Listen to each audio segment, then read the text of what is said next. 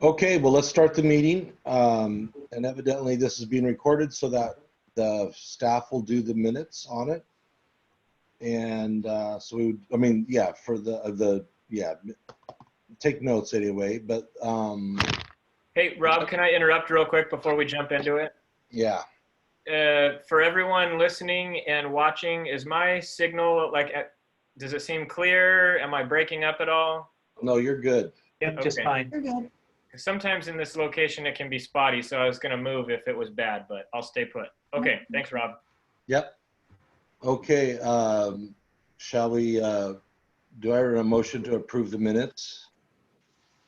Is that the minutes from the January meeting? That's the Yeah, latest ones I January have. 22nd.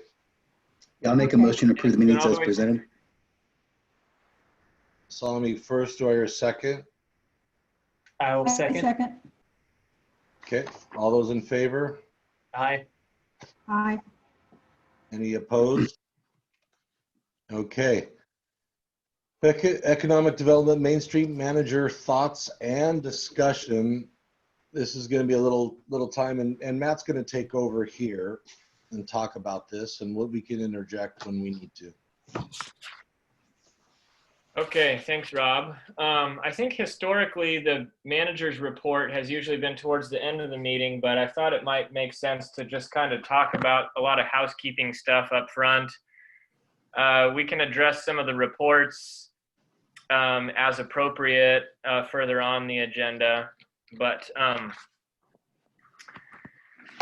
here are some thoughts. Okay, so I have here the state of Main Street in the midst of COVID-19.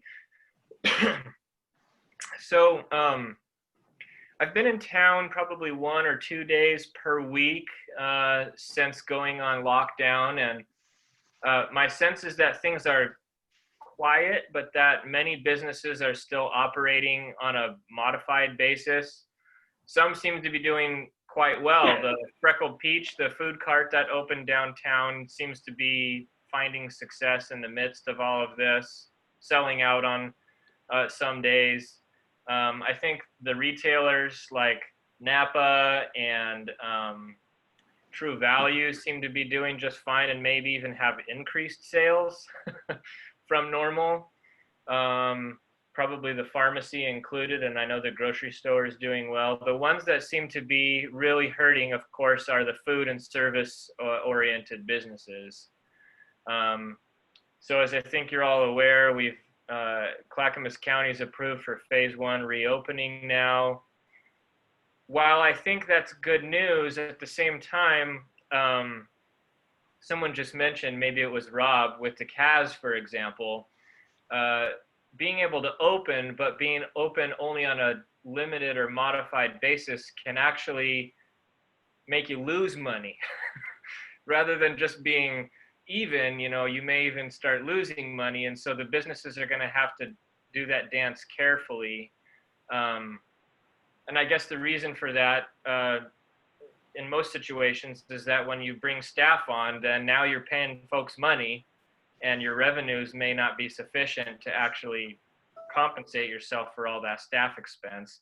Not to mention food projections that may go to waste because either you've over-ordered or whatever. So it's going to be tricky. Yo Treats is trying to figure out what they're going to do.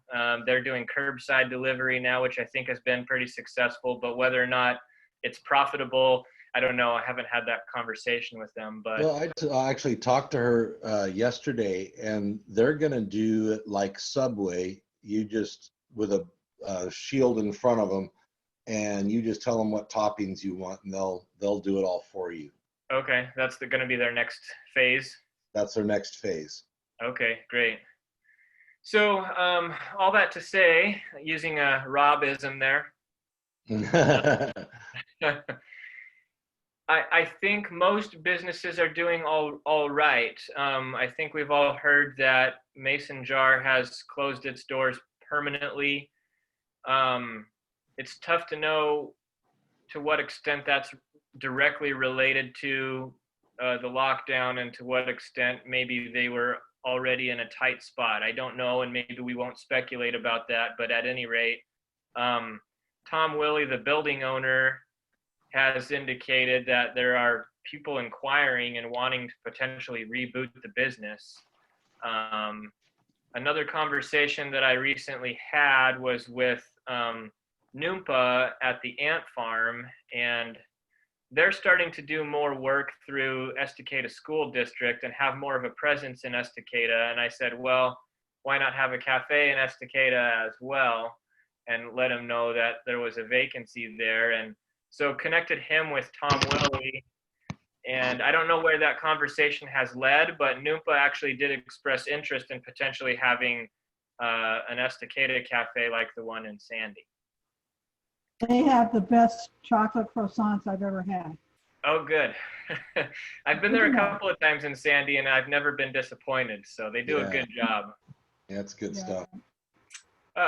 Yeah, so that's kind of unknown, but it seems like there is interest from someone to reboot that business. Certainly best wishes to Dee Dee and Chuck, and I'm not sure what their next step is. I don't have a close enough relationship with them to contact them and ask that question. I only knew them when I would go in and buy coffee and food and stuff, but does anyone else know if they're gonna find a footing anywhere else? I saw her at the post office. We chatted for a little bit. She just said she's out applying at different jobs. That's didn't sound like anything entrepreneurial. Just trying to get back into the workforce. Okay. All right. Well, any other, I mean, I guess we can jump into this again back in economic vitality, but as far as just the state of Main Street, does anyone else have any observations, questions, concerns that they want to introduce right now? So how did Mossy Rock and the embroidery place weather all this and the remodeling? Do you know? I was going to go into Mossy Rock today. Yeah, I think the timing of all this ended up being okay. Originally, the contractor was saying, oh, yeah, you know, they're only going to be covered up for a couple of days, and the time that we'll actually have the glass out will only be a matter of hours. In reality, that didn't end up being the case. It was longer. But when they did do all of that work, it was during the closure. So for better or worse, it seems that they would have been closed. I think that they're okay, but I haven't been in to talk to Marilyn. Nancy had been acting really as our Main Street ambassador to Marilyn and Millen, and I'll have to now pick up that relationship. Of course, I've met them a handful of times and they know who I am, but Nancy, I think, you know, she's just so warm and approachable, and so she had been kind of our ambassador as far as this project goes, but that responsibility, I guess, will fall to this group collectively and then me specifically as staff. So I know Marilyn pretty well, and so I was going to go in there today anyway, so I'll just see how she's doing. Yeah, I'm hoping that they're becoming more and more optimistic. The project is really coming together. I know that they lost that backspace, which was not their favorite thing. Oh, Denise is trying to enter. We'll let her in.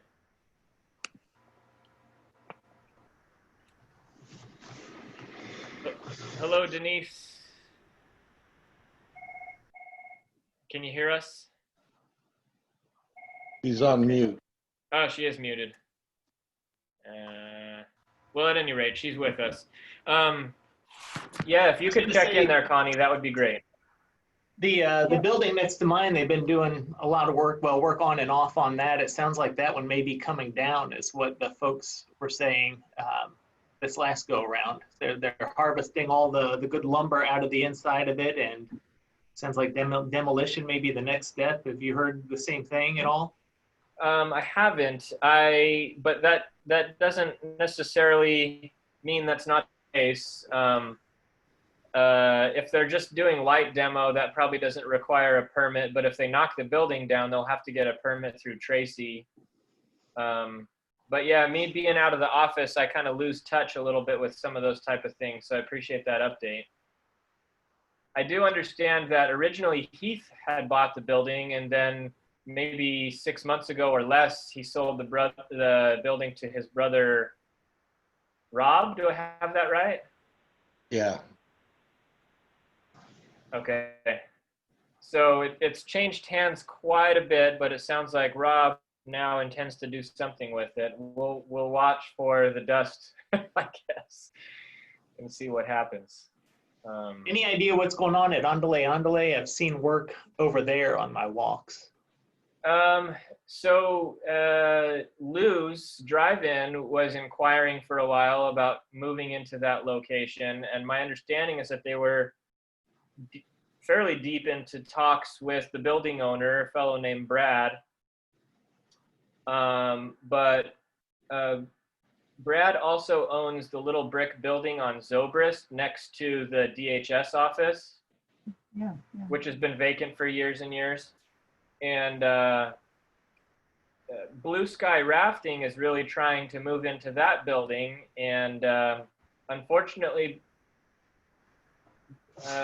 what's the most diplomatic way to say this? Brad can be difficult to contact and difficult to communicate with even when you do contact him. And so both of those buildings are kind of languishing right now, not for lack of interest, but just difficulty in working with the ownership.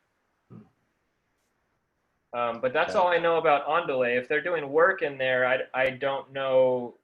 Again, being out of the office, Tracy and I are not as synced up as we normally are. So I don't know if someone's pulled permits or if there's any other interest there. But the last I heard was Lou's Drive-In was looking at maybe a move.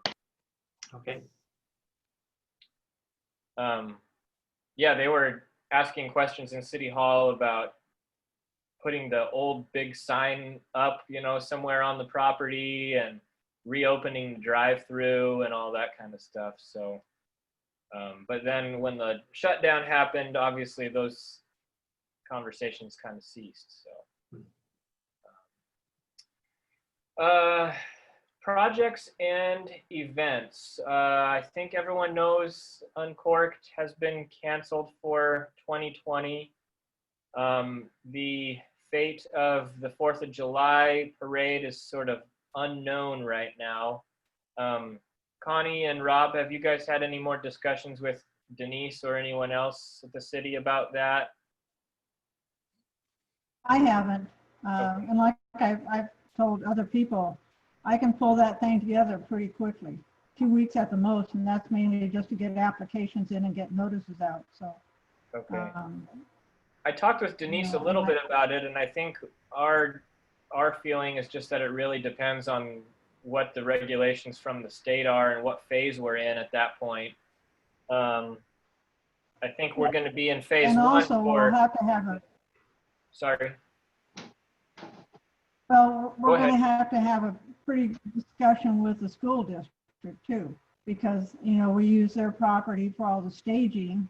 And I've looked around town and I can see where we could do some different kind of staging. One of the things we talked about though was having the seniors be our grand marshals, be at the front of the parade in caps and gowns. So if we do get the go-ahead, we need to be working closely with the school to make sure they're okay with us using their facilities for staging.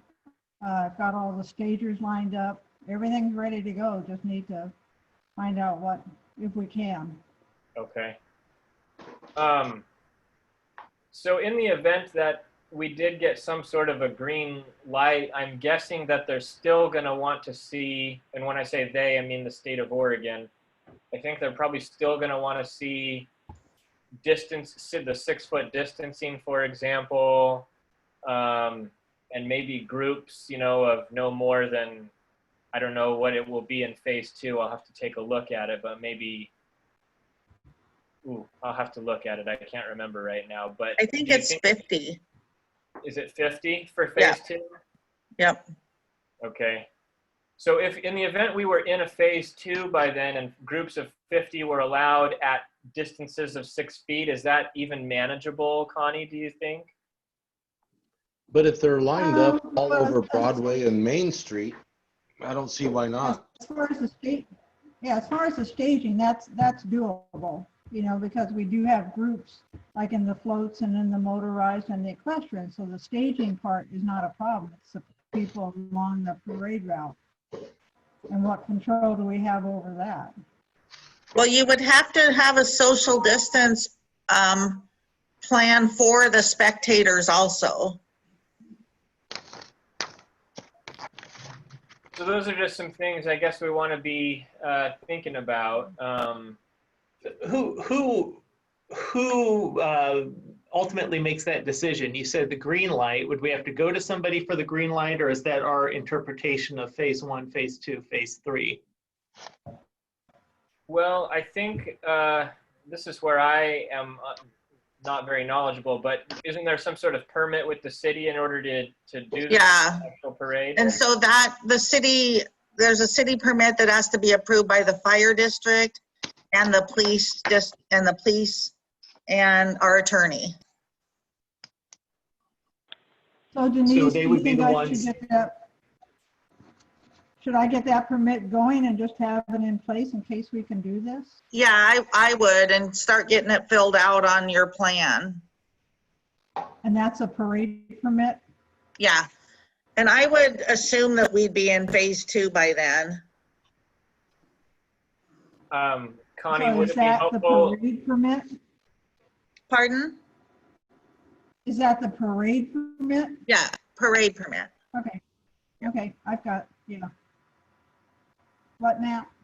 Oh, I was just going to say, I don't know that they have phase 2 guidelines fully developed yet, but I think I can at least send you the preliminary phase 2 guidelines. And those are the things that you'll want to speak to, I guess, in your application to make sure that Okay. the city attorney feels like there's some degree of confidence that you'll be able to keep people from, sweating on each other. So I really don't know how we could enforce that though. Denise, have you heard anything about the governor's office stating that phase 2 would actually have a capacity of 100, where there was a restriction potential on that? I saw the chief of staff sent out something about that, and I have the PowerPoint that he used. I'm looking at the site right now. It says phase 2 allows in-person local gatherings up to 100 with physical distancing. Yeah. Phase 3 is concerts, conventions, festivals, and live audience sports. So it sounds like that addresses what could potentially be the parade, would be phase 3. yeah, I tend to think that the parade would be, even if you said like, well, we're going to have 100 people here and 100 people there and 100 people over here, I think the common interpretation will probably be, well, that's a congregation of 300 people, not 3 separate congregations of 100. You know what I mean? Mm-hmm. So it's We'll just have to find out. Yeah. I think we just need to find out, because we could have every 10th vehicle going through the parade saying, please keep your distance, something like that, just to try to force it a little bit, do our due diligence. It's not the staging and the people in the parade, it's more the spectators. Yeah, exactly. The staging and stuff we can do pretty easily. So. Right. Yeah, I would agree with that. So, all right. Well, I don't have my, let's see. Well, why don't I just look at it? I'll look at the calendar. I'm trying to see. So 4th of July falls on a Saturday. That's nice. So by the 20th of June, sounds like we'll need to make a decision. So let's just hang tight and stay in contact until then and see what shakes out. Okay. Okay. And I'll go ahead and get the permit done. That'd be great. Thank you. So my next point here is regarding staffing, and I think that everyone kind of has heard bits and pieces, but I guess I'll just re-communicate what the current plan is and what an audible might be. With Nancy's retirement in the nearest term, obviously as demonstrated by this call, I'm going to step in and fill Nancy's shoes as best I can. In the longer near term, we've applied with the University of Oregon to try and secure a graduate intern. They call it a RARE, that stands for Rural Assistance something assistance for rural environments. These are typically graduate student interns who are pretty smart folks and bring a lot of new energy into an organization, and we can assign them different projects to work on during their tenure of about 11 months. The plan would not be for this person to become the new Main Street manager.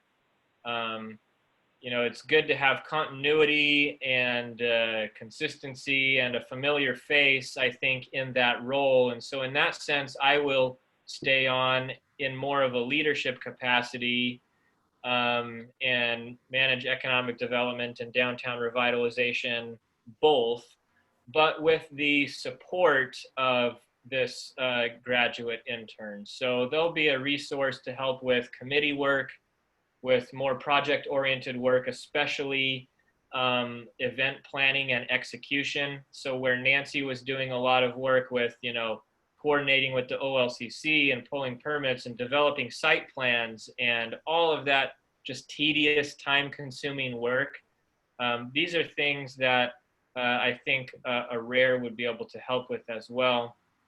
The other thing that I'm hoping that we can assign them is to take sort of a deep dive look at Uncorked and potentially our other events and see if they can bring some new energy and new ideas into how they can be restructured and maybe reimagined in a way to be both higher impact and more exciting for attendees, but also to remain in the black and not in the red. So that's the hopeful role of this RARE student. We will know by the end of this week, I believe, or maybe the following at the latest, whether or not we will get a RARE assigned to us in Estacada. It sounds like it's about a 50% chance. There are, you know, only X number of RAREs to go around as participants, and there's about 2X communities that have applied to have a RARE. We'll know more clearly in a week or two what that staffing situation looks like. In the event that we don't get a RARE, Denise and I will have to put our heads together and talk about what we do. And at this point, we don't know if that looks like trying to just bring it all under my umbrella or if it looks like a part-time hire. Yeah, we just haven't identified what the solution will be, and we're really crossing our fingers for a RARE at this point for, again, a support capacity rather than sort of a leadership capacity. Does anyone have questions or thoughts or concerns about that? I would hope that we could be part of the process of hiring that person to make sure it's a good fit with our team also. Are you thinking of the RARE or yeah, of the RARE? Okay. Yeah, so the way that works is, thank you for bringing that up. Once we know if we're getting a RARE, it's about like 95% surety that we will. Then we basically develop a full job description and project description, and that gets submitted to U of O, and then they distribute that to their RARE students, and typically about 4 or 5 will be sent out for us to talk with and interview, and they're interviewing us as much as we're interviewing them at this point because they get some say in where they go. So yes, I think that some smaller subcommittee of this group could be involved with that. I don't see that as being a problem. Cool. Thank you for bringing that up. Hopefully we end up getting that. That'd be great. Yeah, we're crossing our fingers. If we don't, then we'll have some, we'll have some thinking to do.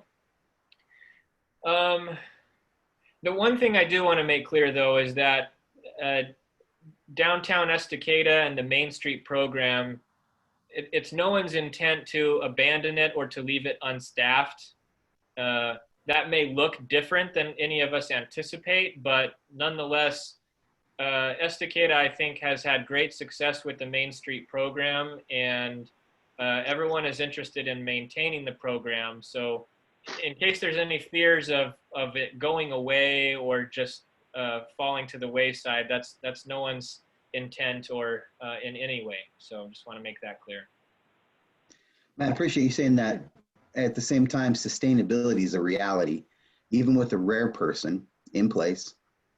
You know, it could be very helpful, very much even refining, but I think it's important for us to keep in front of us the fact that this has been a lot, like we said in our last minutes, a lot of time, hours, life invested. But does there need to be a shift to a activities-driven committee or commission as opposed to a more robust approach that we're taking now? Yeah, and that's a really good segue. I appreciate that comment. So as staffing gets adjusted, I think it's worthwhile for this committee, this commission, I should say, to discuss, and that maybe that moment is right now, maybe in a more brief form, and maybe in a subsequent meeting in a longer form. But I think that the DEC has great potential for both a more robust form, as you're calling it, or a more limited form for like more events and activities focused. I think a large part of that is driven by the staff, frankly, or someone other than this board, because you all, with maybe a couple exceptions, are working full time and have other things that take your time and energy. And so it's probably somewhat unrealistic to expect that just this board and the subcommittees would be doing all the work of downtown revitalization. And so the position does require someone that's got a lot of energy and ideas and excitement for the role in order to be that more robust entity that you're talking about. I think if we lack that person, it becomes more difficult. I think over the past couple of years, Main Street has, and this is not a critique of anyone here, this is just a general observation. It seems like some of the energy and creativity and I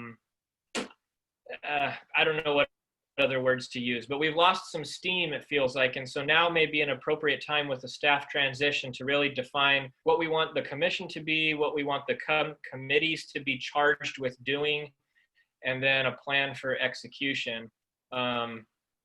So what I mean by that in concrete terms is I think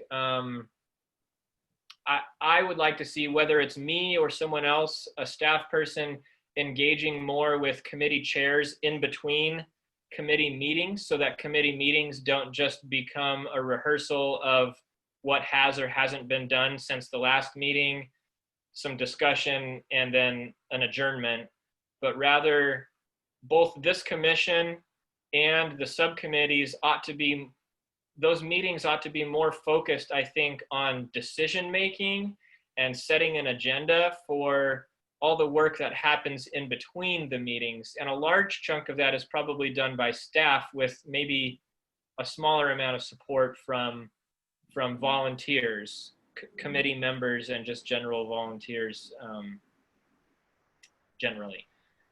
So I don't know if I'm making much sense right now, but I think all I'm trying to say is that I think the commission and downtown Estacada generally as an entity has great potential, but it's going to require more than more staff engagement with committee members and just more energy generally than what we've been experiencing in the recent past. Is that making sense? Yes, and I think that we'll just have to take it step by step as we go along and figure out what we are and how it's all going to work, and just be in a lot of communication with the board and staff and the city, just to make sure we're all on the same page and that we understand it. And I think that's good. Okay. So can I ask a couple questions of more of the long-termers here who've been on the commission or before was even a commission? The EC, what was it? EDA. EDA. Yeah, thank you, EDA. So my stint's only been 2 years, so I'm just looking at evaluating how much, as I've seen, energy and time and work has been put into being a performing Main Street. And I understand the activities that were put on before, and you know the work to revitalize Main Street downstairs or downtown, and was tremendous. So even as the commission looks at this now, how significant of a role do we see a performing Main Street affecting what we do versus being an events or committee, you know, an events driven group, you know, the things we do like economic vitality and working with businesses, getting them aware of grants, all those types of things are huge. But they aren't necessarily activity driven. Those are business support dynamics that I think are very different and good. So I'm just asking because of my lack of experience and wanted to know really the historical and long-term vision for really the committee. What's the goal? Is it to be a performing Main Street? If so, we don't have the staffing to do it. If it's not, is it just to be in activities, or is it something in between without being a performing Main Street, but doing something as great or greater? I guess I'm asking, what's my purpose? Yeah, well, and I appreciate that. Right now. Yeah, I appreciate that, Masami. But with this transition that we're going through, it's just going to take time for us to get that nailed down. And I think there will be a defined purpose for us of which way we go. I know that the city has looked at, if we're no longer performing, how does that affect grant writing and how does that affect those kind of things? So I think it'll just take some time to get there. And once we do, then we're golden, and we'll have it all figured out of what's best for the city, what's best for us. And you know, when it was the DEC, there was mainly retired individuals that could just spend all day long on this stuff. Yeah, and we just don't have that. Yeah. So and we can't expect the city to do everything that needs to be done on this committee. So if we're going to keep it as it was before. So I think there's a lot to look at in all that. Is there any part of what we need to have done, something that the Chamber of Commerce can pick up and help with? That's always something on the background too, and I think the cities, we've talked about that too with them, is just partnering with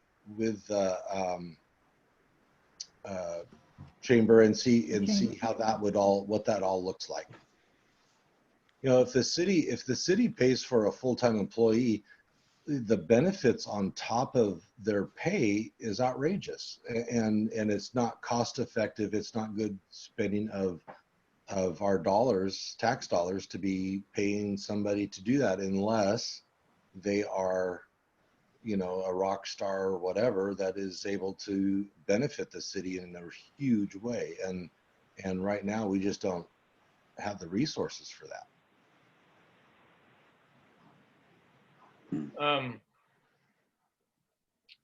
Yeah, so I guess this one is a little bit open-ended. I think, Masami, you're asking important questions, and we'll have to answer them as we go. There is value in being a performing status, but is that value so great that it's unthinkable to become a transforming Main Street, like to be demoted? I'm not convinced that it is. It's certainly a badge of honor for the community, but again, how much value is there in that badge of honor? I think that's debatable. And So- Matt, you did look at the fact that it won't affect us to be able to get that $150,000 grant or $250,000, whatever it was. Those big grants was not based on us being performing status, right? I really don't believe that had any bearing on the outcome. You just have to be a Main Street community. You have to be signed up, sort of paying dues and participating in the Main Street program that's coordinated statewide. It was not limited to only performing Main Streets. Probably doesn't hurt though, huh? It doesn't hurt. But again, you know, Yeah. all things being equal, would we win it if we were performing versus not? If we weren't, I'm not convinced. Sure. Well, So and I what think- part, Go ahead. go ahead. Well, no, what part does the public really care about? Do they even know what performing is? They like to see events being put on and stuff that brings the community together, so. Yeah, and that's also a really good question, and that's something that I'd like to see change in the future. One thing that Nancy and I had talked a lot about was what else she and this organization could be doing to demonstrate and market the value of the Main Street program to residents. You know, through, I think, mainly social media, but perhaps other things as well. But just trying to get the word out to help people understand that we have a Main Street program, this is what it does, and this is the value that it brings to our community. I think we can do a lot better job of that. Mm-hmm. Yeah. So that's mainly a communications and PR thing, but that's one of those things that I think we can improve upon over the past couple of years. I'm looking forward to these next phases of figuring out how we can do this that's best for everybody all the way around. And you know, the hardest part for me about getting rid of our performing status is so much work went into that by our previous boards that I hate to get rid of it or it goes away with all the work that they put into it, you know. Because we're reaping the benefits of being that, but we weren't on the ground floor. Most of us weren't on the ground floor of making that happen. So that would be the only, I guess, emotional part of the thing. Of it would be kind of dishonoring those that really worked hard at this. Yeah, some could interpret it that way anyhow, right? Exactly. Okay, well, I guess that's what I wanted to say on that point. Just I do think this group has a lot of potential, and I hope that meetings in the future, even though this one is the way that it is, I hope that in the future our meetings are more, they look and feel not a lot, but a little bit more like a city council meeting in the sense that there's a pretty concrete agenda. There's items that need to be decided and direction that needs to be determined, and that this role, that this group is more directing the subcommittees and directing staff and just making decisions and determining the vision and setting the agenda and making the decisions, and you adjourn, rather than just long, lengthy discussions about, you know, X, Y, or Z issue that can go on, and then not as much that happens between the meetings. That's the shift that I think is possible. Preach it, brother. I agree. And we didn't talk about our financials, and we forgot to put that on the agenda. Sorry about that, Matt. Yeah, I just realized that as well. I believe you and Denise worked on a budget, and it's already been incorporated into the city budget. Is that correct? That's correct. And at this point, our city is gracious and willing to work with us, and we're going to be able to be okay for next year with all the events and everything as they were done this year. But when we did the budget, we didn't know we would be where we are today either. Yeah. Technically, Uncorked is in last year's or this year's budget. Next year's budget starts July 1st. So going forward, we have the parade and Harvest Festival and the Christmas tree, I think, are the three. Yeah. So and maybe a swing into winter, who knows? So I think our budget's doing good. We did pay some money out on Uncorked, mainly to Jordan. I've talked to him, and he's willing to go ahead and let us extend that for next year, since he didn't print anything yet or anything like that. So we just need to get that in writing from him. I think it's important that we do it up above board and all. Okay. Yeah, I mean, I guess even though we're in phase one right now, there's still a potential that most of those events that drive the budget will still happen. Mm-hmm. Right? Yeah. Okay, so then moving in more to the report section of the agenda, Paul, I know you and I have had minimal contact. We've corresponded minimally via email, but not a lot related to DEC, more just generally about business support, communications, things like that. But are there things that you would like to discuss that fall within the purview of economic vitality right now?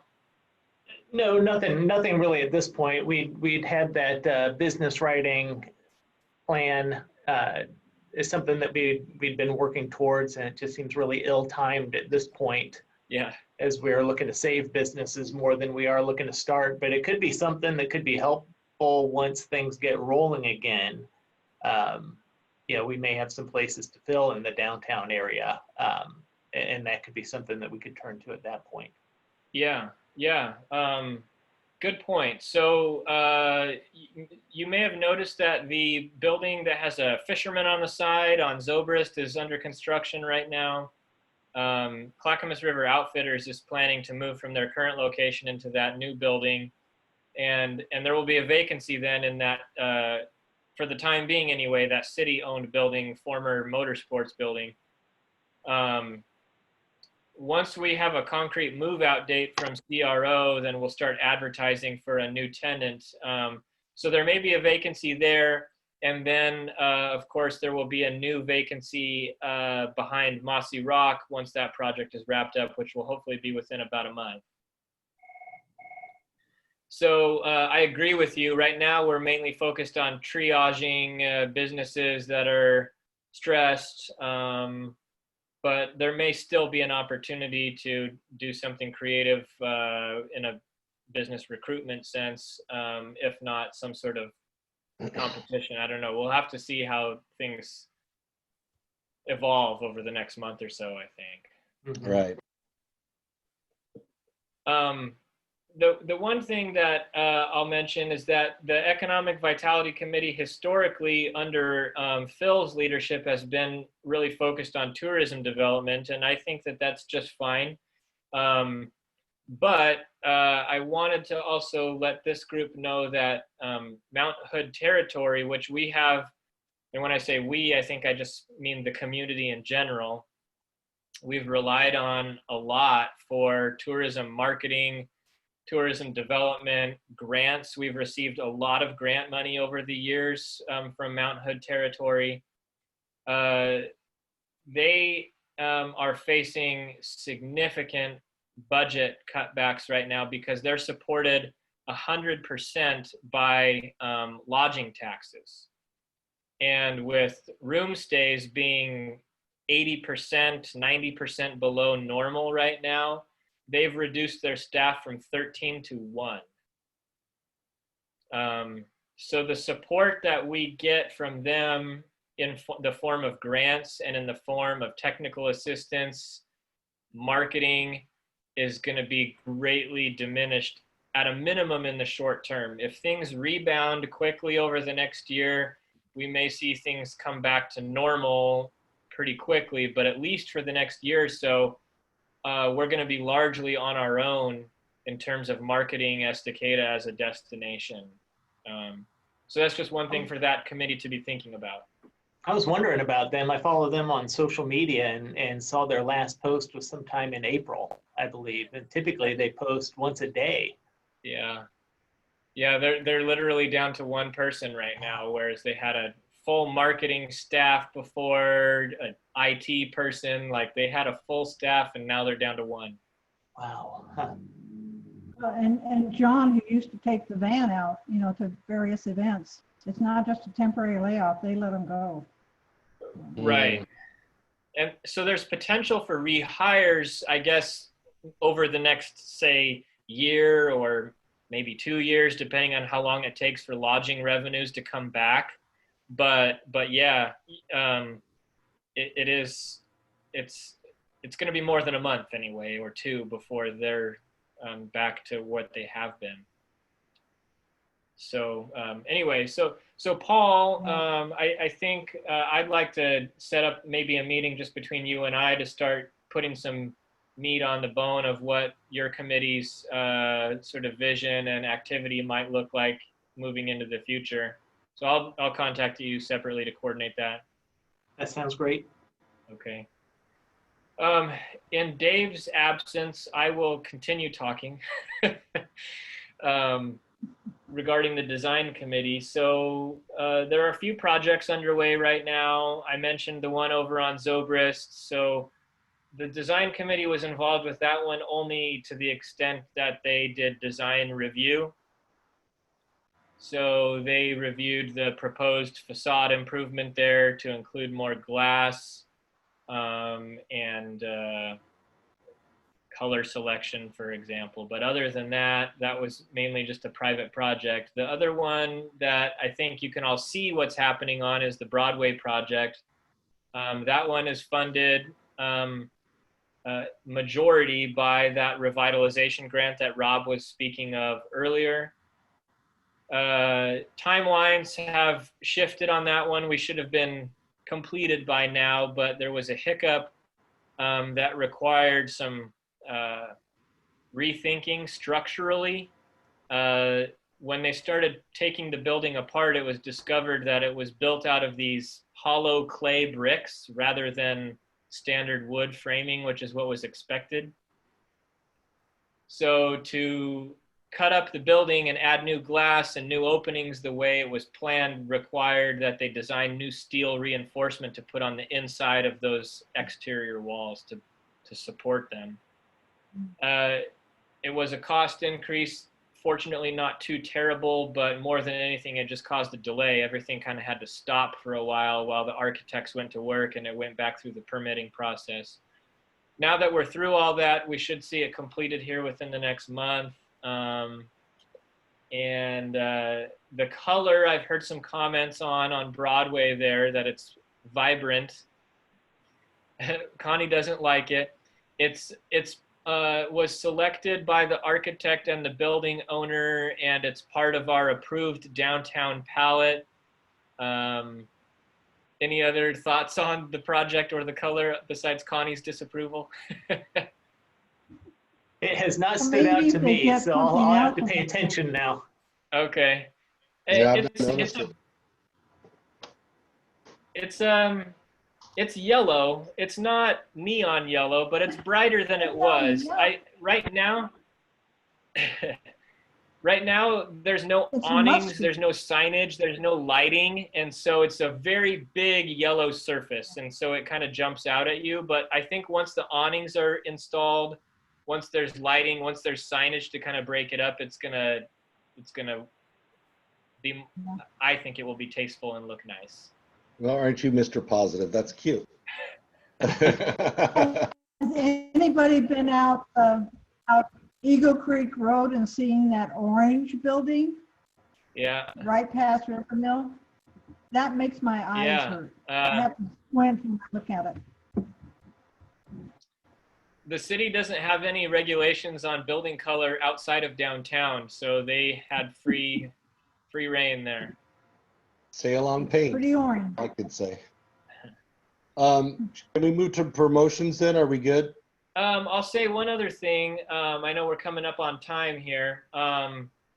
So even though it seems like not that long ago that we got the revitalization grant, we actually have another cycle coming at us in early 2021. So the design committee will be working a lot on developing our selection process and how we look at what the next project might be. So if any of you have input on what buildings might be good candidates for a revitalization project in this next cycle, certainly let me know. I think the design committee's already started brainstorming on that topic, but just keep that in mind. Yeah, so promotions. Go, Connie. Well, we've already talked about the 4th of July parade, and I guess we're gonna, I've got all the information and the binders from Nancy on Harvest Festival. I haven't looked at them yet, but hopefully by the end of September, we might be somewhat back to normal. So I guess I just want direction from the board as to what you want me to start doing. Vendors, I think just working on the parade right now is important. And probably within the next month, we need to decide if we can do the Harvest Festival. Again, that's got a lot of money that goes out on that and not a lot of money in. But I sure hate to get rid of the Harvest Festival. Yeah, we were kind of like Uncorked in the parade. We were kind of getting that dialed in. We really had it pretty well worked out. So, and I just feel like the community's going to need to get together. So hopefully we can do the parade and that will start things moving. The Harvest Festival is at the end of September, so it's more likely that we'll be in at least phase 3, if not done. I don't know. We'll find out. I hope so. Anything else on that? Nope. Of course, no thoughts on Uncorked for 2021. Marketing downtown as a destination for residents and visitors. I don't really have a feel for that. I added that, and this is again one of those conversations we can have outside this group at more the committee level. But again, this is just me thinking about the potential of the committee and the DEC generally. I think even though the promotions committee has been really busy with event planning and execution, I'm hoping that there may be some capacity as well to maybe not execute, but at least set an agenda and priorities for how we might better market downtown as a destination for residents and visitors. So as one, that's something that promotions can be doing and probably should be doing beyond just event planning and execution. So we can talk more about that at the committee level, but just wanted to at least bring that up as a topic. How is I've been least involved committee-wise with the promotions committee in the past. Do you feel like there's enough volunteer support to do the work of promotions, or are we in need of more volunteers? Well, when we've had the meetings, there's been Nancy, Courtney, and myself, and sometimes one other person. So we definitely need to, get that going again and get some more people involved. Okay. Courtney's been invaluable. Okay, so that's something to keep in mind as well, I guess, for the committee, is who all we can wrangle in to help. I think the heaviest lift with the work that downtown does is probably with promotions. You're right, Matt. We aren't promotions. I don't think is intended to be just a event-driven thing. It's to be promoting business, and besides just events, and walking alongside businesses, helping them promote. Yeah, and that's where we have our weakness. Yeah. And this is an area where we can potentially partner with the chamber as well. Partnering with the chamber is a little bit tricky because they're interested in promoting exclusively their membership. the good news is that most downtown businesses are members of the chamber, but not all are. So it's been tricky. I think Yeah. that they're a little bit more flexible these days than they were when they were under the leadership of Bennett. But nonetheless, they do want to respect their membership and not be offering services to non-member businesses, because then it's a slippery slope to why do I even bother being a chamber member if Right. if I don't need to be. So Yep. That's an ongoing issue. okay, well again, Connie, hopefully you and I can connect in the next couple of weeks to talk about the committee and its future and its work moving forward. Yep, that'd be great. I'm available. Okay, good. If we can keep moving along, because I've got a busy day here. So committee, my organization, we are short a board member, and it needs to be somebody in the school district, not inside the city limits or anything. So if we can keep that in mind and keep working towards that.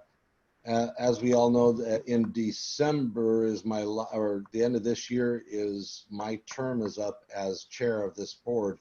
So we need to be looking at Paul Strobel or somebody that would like to further that and take that position over, and other officers of the board. So with that, I would hope that we can, if you can let us know, let Matt know or myself or whoever about some board members. We really would need to have that other person on the commission. And then they've got to be sure and turn in the paperwork to the city. Evidently, we didn't do that the last time. I thought we did, but I'm sure it's the city's fault, though. Let's just blame them. Yeah. But we need to be working on that also. So anything else that anybody has any questions or comments about? Cricket. Yeah, I'll wrap up by just saying that I hope that the next meeting feels a little bit different in the sense that there are items that we are bringing to the board for decisions and budget allocations or whatever, and that we can keep it a little bit more business oriented rather than discussion oriented. But This needed to happen today, yeah. Yeah, right. Denise, do you have anything else you want to add or anything? Looks like she dropped off. Oh, did you? Oh, now we can Yeah, finally she talk dropped about off. it. Oh, good. Hey, Matt, what is the status on the city opening up part-time or people coming in? What's going on there? Yeah, so they're working on a plan for, and one of the biggest challenges has been just getting the supplies that are needed. So the feeling is that if we're going to open, we want to require mask wearing, for example. But if you require it, then you need to have them available. So Taryn in the front office has been putting together, a plan for keeping people spaced out, distributing masks, flow of people, what parts of the buildings are going to be accessible, all of that kind of stuff. I don't know that there's a concrete timeline yet. I think probably more likely it will open with phase 2 rather than during phase 1. That's what it's sounding like. But Denise and I think the city council ultimately going to make that call. But right now there's no date on the calendar. Thanks. Okay. Any other business or things? Thanks, Brenda, for making it to the meeting. I know that was difficult this morning, but thank you for doing that. And all of you for Just good to see everybody. Yeah. We'll just keep moving forward now with our Brenda. Also, we can contact, and Tracy's really good about getting a hold of for our financial stuff and everything too. So sorry I didn't get any of that to you guys. That's my bad. I totally spaced it. But I'll get it out here soon. Anything else, anybody? So is Matt going to send out a link for Zoom next month, or are you, Rob? Well, probably Matt will if we have to do Zoom. I don't know. Because we could probably have the meeting at the council chambers and just sit 6 feet apart. Yeah, that's probably a possibility. When do we want to have the next meeting? I think you'd moved to a every other month system, hadn't you? No, not, we had thought We about moved it. back. Yeah, we had thought about it, but realized that we kind of just need to meet every month for now. Yeah, So it'd and be since June 24th, the fourth Wednesday? Yeah, we used to skip that one because of Uncorked, but we certainly don't have to now. So it'll be it's always the fourth Wednesday of the month, and we'll just leave it at that at 9 a.m. unless we need to change it, and we can change that at the next meeting if that needs to happen. Okay. And then, Yeah, I'll look to be in contact with some of you in between before then to discuss the things we talked about. And yes, I'll distribute Zoom information if it comes to that. and then Connie, you'll be submitting stuff for the permit for the parade. So you may hear something pretty soon on that too, a yay or a nay. So we're looking forward to hearing any updates on that as well too. I'm just, I'm really sorry, looking I'm forward gonna have to hearing leave. yay or nay also. Okay, I'm bye, sorry, Rob. but I'm going to have to leave. I got another family coming in just a moment. I apologize. Take care, all. Meeting adjourned. Bye, Rob. Well, I think we're there anyway. So if anyone has anything else, speak now. But otherwise, we'll see you soon. All right. Okay. Thanks, Matt. Bye. See you, everyone. Bye. Bye. Bye.